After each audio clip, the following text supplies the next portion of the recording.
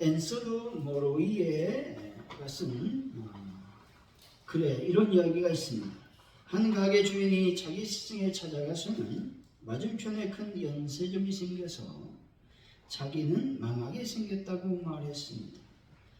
자기 가정이 10년 동안 지켜온 가게를 잃어버린다면 자기는 다른 기술도 없으니 파멸할 것이라고 걱정한 것입니다.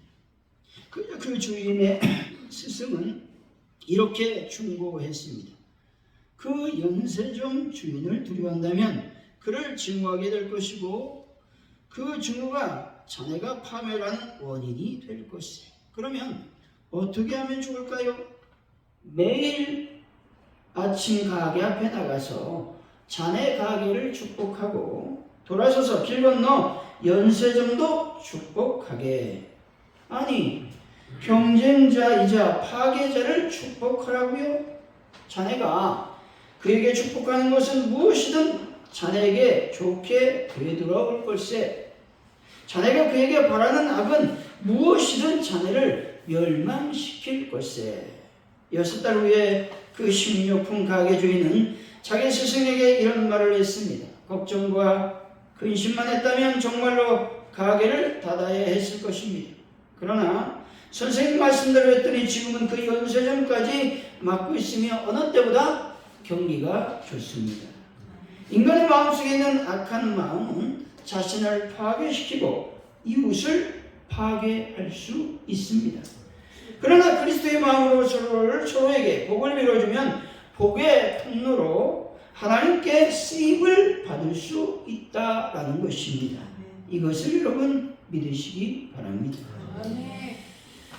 미국의 어느 직장에서 갑자기 퇴출된 사람이 있었습니다. 직장에 출근해보니 자기 책상에 해고 통보서만 놓여 있었다는 것이죠. 그것을 보는 순간 분노가 치밀어 올랐습니다. 직장과 상관들에 대한 복수심이 끌어올랐다는 말이죠. 끌어오르는 분노와 함께 자포자기한 나머지 그는 방황하게 되었고 다 큰 성인이 가출하게 되었습니다. 갈 데가 없으니 며칠 방황하다가 집으로 돌아왔습니다. 그리고 아내에게 이렇게 말합니다. 여보, 나 죽고 싶소. 모든 것을 노력해봤지만 아무것도 되는 일이 없소. 아내가 남편에게 이렇게 말합니다. 여보, 당신은 한 가지 시도를 해보지 않았잖아요. 당신이 처한 이 상황과 문제에 대해서 진지하게 기도해 보신 적이 없잖아요. 이상하게도 이 말이 그에게 큰 감동으로 다가왔다는 것이죠. 그래, 맞다. 나는 이 일에 대해 기도해 본 적이 없지. 그는 아내와 함께 기도하기 시작했습니다. 며칠 기도한 동안 마음속에 있는 직장과 상사를 향한 미움과 복수의 감정이 다 사라졌다는 것이죠. 그리고 머릿속에는 새로운 아이디어가 떠오르기 시작했습니다. 그는 자기 집을 담보로 은행 융자를 얻었고 조그만 건축업을 하게 되었습니다. 그런데 어느 날 그는 이렇게 기도했습니다. 하나님, 제가 건축물을 하면서 여기저기 여행을 하다 보니 좋은 호텔이 없습니다. 좋은 호텔은 있습니다만 너무 비싸고 작은 호텔은 너무 분위기가 안 좋아서 제가 새로운 호텔을 지었으면 합니다.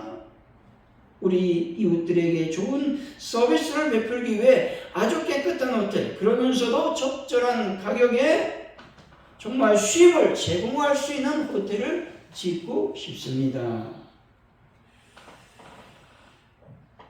그는 하나둘 호텔을 짓기 시작했습니다. 하나님이 그에게 응답하셨다고 하는 것이죠. 이것이 어떤 호텔이냐? 여러분이 잘 알고 있듯이 세계적인 체인이 된 홀리데이 인 호텔이라고 하는 겁니다. 이 사람의 창업지, 이 사람은 홀리데이 인 호텔의 창업자인 캐몬스 윌슨인 것이죠. 해고당하여 직장을 잃은 아픔으로 입에는 원망과 불평이 가득한 상황이었습니다. 만약 계속해서 원망하고 불평을 했다면 그는 재앙을 당하여 망하게 되었을 것입니다. 그런 아내의 지혜롭고 믿음의 충고로 말미암아 기도를 했고 그 기도가 하나님 앞에서 응답을 받게 되었다는 것이죠. 윌슨은 실직이라는 반란을 당했죠.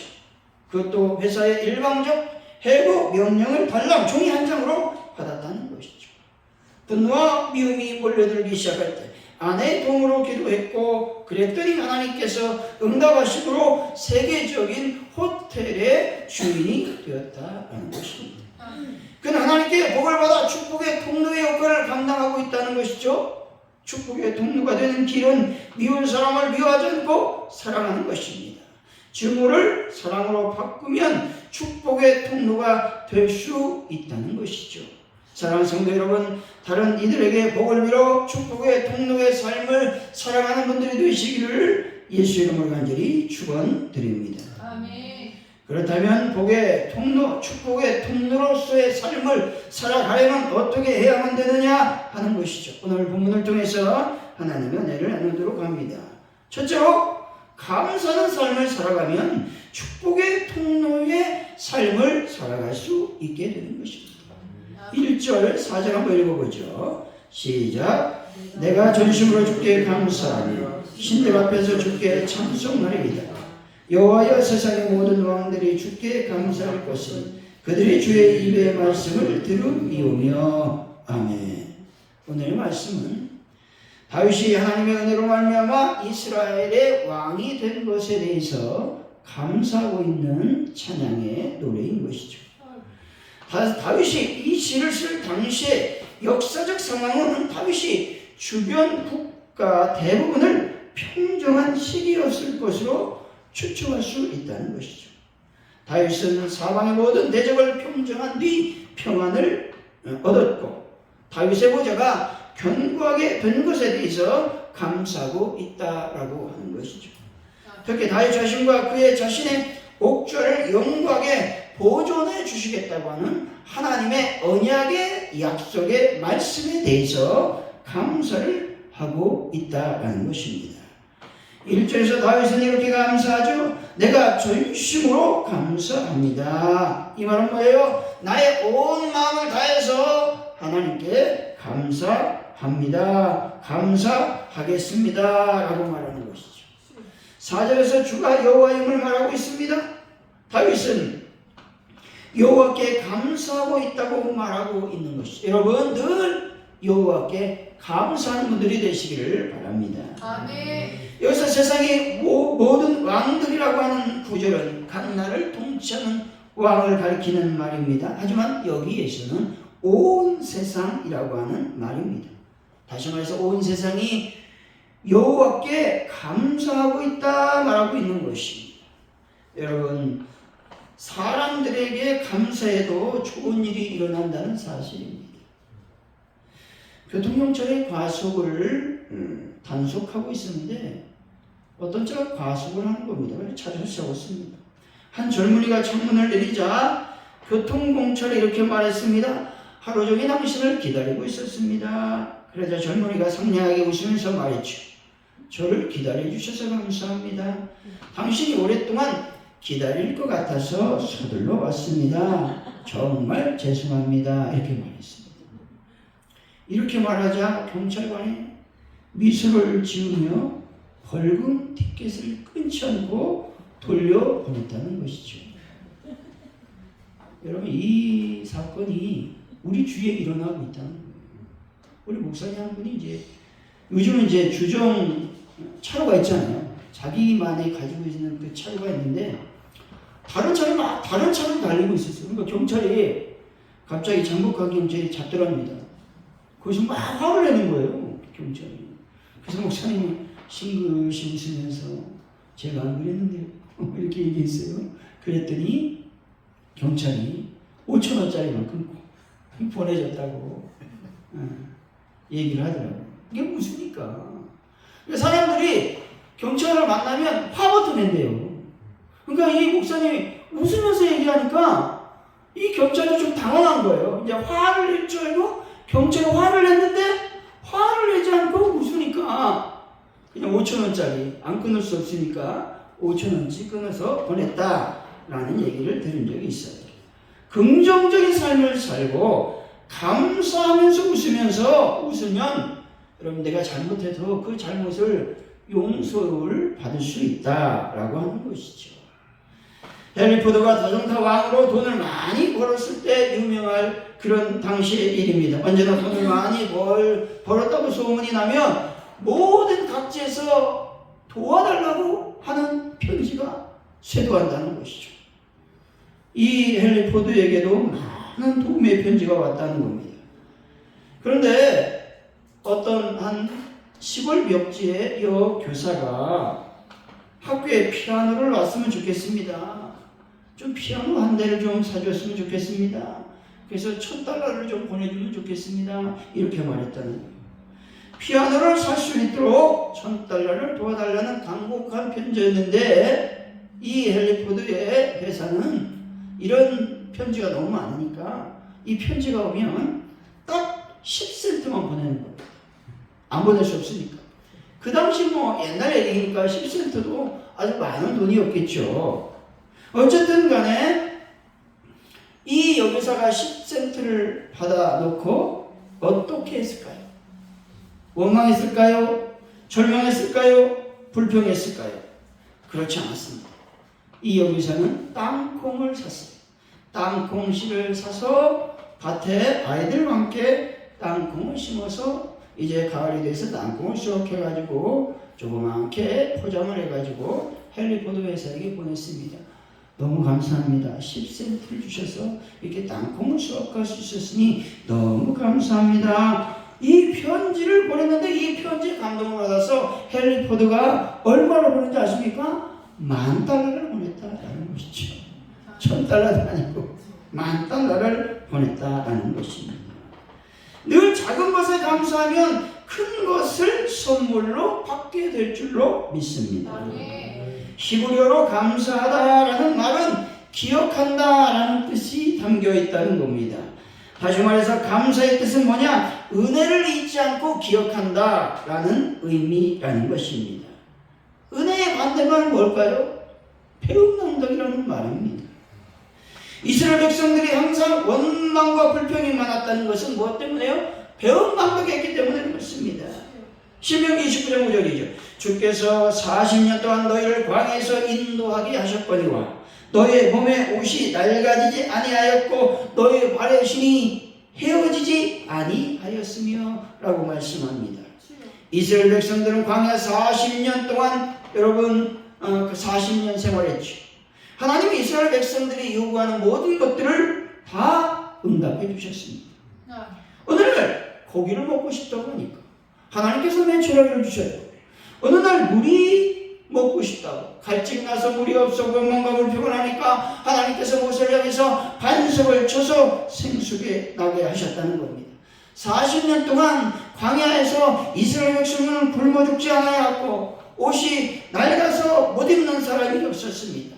또 신발이 헤어져서 신지 못하는 그런 사람이 없었다라는 겁니다. 하나님은 불기둥과 구름기둥으로 이스라엘 백성들을 인도해 주셨습니다. 이렇게 인도해 주셨는데 이스라엘 백성들은 궁핍할 때마다 고난이 닥칠 때마다 어떻게 했습니까? 원망하고 불평했다는 것이죠. 하나님께서 택한 선민인데도 불구하고 감사를 모르고 목이 굳은 백성이 되었다는 겁니다. 여러분들 하나님의 은혜를 기억하고 하나님께 감사하는 분들이 다 되시기를 바랍니다. 아멘. 여러분 잘 알고 있는 스펄전 목사님 이야기죠. 촛불에 감사하면 전등불을 주시고 전등불에 감사하면 달빛을 주시고 달빛에 감사하면 햇빛을 주시고 햇빛에 감사하면 무엇을 주신다? 천국을 주신다 하는 것입니다. 아멘. 우리는 때때로 불평한다는 겁니다. 하나님이 전등불을 주시고 왜 전등불을 주십니까? 참 답답하죠. 하나님께서 달빛을 주시면 왜 햇빛을 주지 않습니까? 이렇게 말한다는 겁니다. 여러분 하나님께서 햇빛을 주시면 하나님께 천국을 왜 안 줍니까? 말합니다.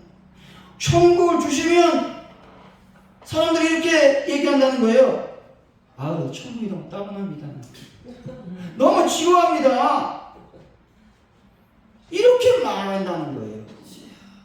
우리 사람의 본성이 이렇다는 겁니다. 톰 피터스가 쓴 작고 큰 책이라고 하는 책이 있는데 이 책에 이런 내용이 있습니다. 감사라는 말은 삶의 윤활유와 같습니다. 성공이란 오늘 감사합니다 라는 말을 몇 번 했는지 오늘 보낸 편지 수에 비례합니다. 모든 것에 감사하는 마음으로 살아간다면 감사해야 할 일은 끊임없이 꼬리를 물고 이어질 것입니다 라고 말했다는 것이죠. 아멘. 여러분, 성공이 다른 것이 아닙니다. 복 받는 것이 큰 것에 있지 않다는 것입니다. 감사하면 성공이 있고 복을 받게 된다는 겁니다. 사랑하는 성도 여러분, 더 감사함으로써 축복의 통로가 되시기를 예수 이름으로 간절히 축원드립니다. 아멘. 둘째로 어떻게 하면 축복의 통로의 삶을 살아갈 수 있을까 하는 것이죠. 둘째로 찬양하는 삶을 살아가면 된다는 겁니다. 1절과 5절이죠. 한번 읽어봅니다. 시작. 내가 전심을 주께 감사하며 신들 앞에서 주께 찬송하리이다. 그들이 여호와의 도를 노래할 것은 여호와의 영광이 크심이니이다. 아멘. 여기서 다윗은 신들 앞에서 찬양한다고 말하고 있습니다. 여기서 신들 앞에서 라는 말이 무슨 말이에요? 신들 앞에서, 다른 말이 아니라 이방 신들 앞에서, 이방 제사의 대상물 앞에서 라는 말입니다. 그 앞에서 누구를 찬양하는 거예요? 예배의 대상을 혼돈하고 있는 이방 예배자들 앞에서 참 예배의 대상, 유일한 하나님이신 여호와를 찬양하고 있는 것입니다. 아멘. 18세기 영국교회 목사님이시며 영성가인 윌리엄 누가 이렇게 말했습니다. 세상에서 가장 훌륭한 성인이 누구인지 아십니까? 그것은 기도를 많이 하거나 금식을 많이 하는 사람도 아닙니다. 헌금을 많이 하는 사람도 아닙니다. 항상 하나님 앞에서 매사에 하나님의 뜻을 자기의 뜻으로 삼는 사람인 것이죠. 그리고 모든 것을 하나님의 선하심의 증표로 삼고 늘 그로 인해 마음에 하나님을 찬양할 준비가 되어 있는 사람입니다. 찬양이야말로 가장 훌륭한 성인의 일입니다 라고 말했습니다. 아멘. 여러분, 언제나 찬양하는 분들이 되시기를 바랍니다. 욥기서 1장 21절이죠. 주신 자도 여호와시오 거두신 이도 여호와시오니 여호와 이름이 찬송을 받으실지니이다 하고, 여러분, 욥은 모든 재산을 잃어버렸습니다. 뿐만 아니라 자녀들이 한순간에 다 죽어버렸습니다. 그럼에도 불구하고 욥은 모든 것들이 주님의 것인데 그것을 빼앗아 간다고 원망하고 불평할 수가 없다라고 말했습니다. 어찌 내가 그것을 빼앗아 간다고 찬양하지 못할 이유가 없겠습니까? 이렇게 하나님을 욥은 찬양하고 있는 것이죠.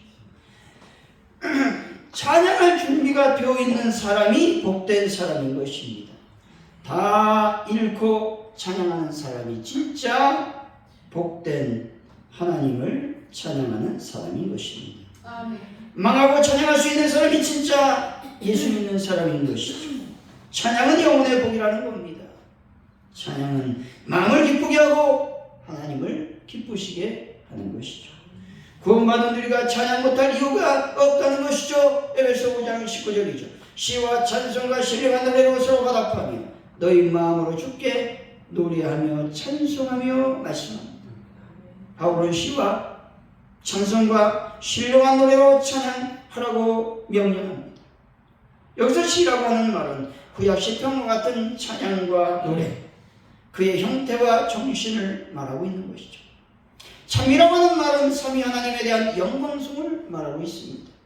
그리고 신령한 노래라고 하는 말은 성령의 영감에 의해 만들어지고 불리어진 찬송을 말한다는 겁니다. 여기서 나오는 찬양의 내용들은 우리가 주일 예배를 드리는 일종의 행위, 그 행위를 넘어서고 있다는 것을 우리는 기억해야 된다는 겁니다. 여러분, 여기서 찬양의 내용들은 뭐냐? 우리 삶 자체를 말하고 있다는 겁니다. 어떤 면에서 우리의 가치관, 우리의 시선, 우리의 방향이 하나님께 향해야 된다. 그래서 하나님을 찬양하는 것을 말하고 있다는 겁니다. 그래, 이런 것들이 입술의 행위가 아니라 입술만 찬양하는 것이 아니라 우리 삶에 드려져야 될 그리스도인의 삶의 방향이라고 하는 것입니다. 아멘. 우리들 삶 자체가 찬양이 되어야 한다라는 말입니다. 우리가 삶을 살 때 기쁨으로 살고 어떤 일을 하든지 하나님께 영광을 돌리는 일인지 생각하며 살아가야 된다라는 말씀인 것이죠. 신명기 10장 21절입니다. 그는 내 찬송이요 내 하나님이시라. 내 눈으로 본 이같이 크고 두려운 일을 너희를 위하여 행하셨느니라 말씀합니다. 아멘. 모세 하나님께서 이스라엘 백성들에게 크고 두려운 일을 행하신 분이라고 말씀하고 있습니다. 여러분, 큰 일을 행하신 하나님, 믿는 자들의 소망이 되시는 하나님을 높이는 분들이 되시기를 바랍니다. 아멘. 우리는 자녀를 올려드려야 되는 의무가 있는 믿음의 자녀들이라는 사실을 기억하시기 바랍니다. 아멘. 이르면 17장 14절이죠. 여호와여 주는 나의 하나님이시오니 나를 고치소서. 그리하면 내가 낫겠나이다. 나를 구원하소서. 그리하시면 내가 구원을 얻으리다 말씀합니다. 하나님은 나를 고쳐 주시는 분이십니다. 나를 치료하시는 분이십니다. 나의 상한 심령을 고치시고 나의 눈물과 슬픔을 닦아 주시는 분이십니다. 그렇기 때문에 찬양하는 것입니다. 그렇지 않아도 나를 죄악에서 구원해 주신 놀라운 은혜로 말미암아 구원의 감격으로 찬양하는 것입니다. 아멘. 사랑하는 성도 여러분, 나를 구원해 주신 하나님을 향해서 날마다 찬양하는 분들이 되시기를 예수 이름으로 간절히 축원드립니다. 아멘. 이렇게 감사와 찬양의 삶을 살아간다면 어떤 복이 우리들에게 임할까 하는 것입니다. 첫째로 무엇이든지 기도하면 응답을 받게 된다고 성경은 말씀하죠. 3절이죠. 한번 읽어봅니다. 시작. 내가 간구한 노래 주께서 응답하시고 내 영혼에 힘을 줘 나를 강하게 하셨나이다. 아멘. 다윗이 간구할 때 하나님이 어떻게 하셨다고 말씀합니까? 응답해 주셨다고 말씀하고 있는 것이죠. 여러분이 간구할 때 하나님은 어떻게 하실까요? 응답해 주실 줄로 믿습니다. 요한복음 14장 13, 14절 우리가 잘 아는 말씀. 너희가 내 이름으로 무엇을 구하든지 내가 행하리니 내 이름으로 무엇이든지 구하면 내가 행하리라. 아멘. 무엇이든지 하나님께 기도하시기 바랍니다. 그러면 반드시 하나님은 여러분을 위해서 행하신다는 것입니다. 하나님은 우리들의 부르짖는 기도에 반드시 응답해 주신다 말씀하고 계십니다. 이것을 믿으시기 바랍니다. 둘째로 우리가 감사와 찬양의 삶을 살 때에 어떤 일이 일어나느냐? 환난 중에 살아난다는 것이죠. 아멘. 7절이죠. 한번 읽어봅니다. 시작. 내가 환난 중에 다닐지라도 주께서 나를 생각하시고 주의 손을 펴서 내 원수들의 분노를 막으시며 나의 오른손이 나를 구원하시리이다. 아멘. 다윗이 당한 환난이 무엇이든지 정확히는 나와 있지 않습니다. 그러나 다윗이 왕이 되기 전에 사울에 얼마나 많이 쫓겨다녔습니까? 죽을 위기를 넘겼습니다. 이럴 때마다 하나님은 다윗에게 용기를 주시고 활력을 주셨습니다. 그리고 주님의 손으로 다윗을 여러분 붙잡아 주시고 원수들을 막아 주셨다는 겁니다. 아멘. 환난에서 구원하여 주셨다 말씀합니다.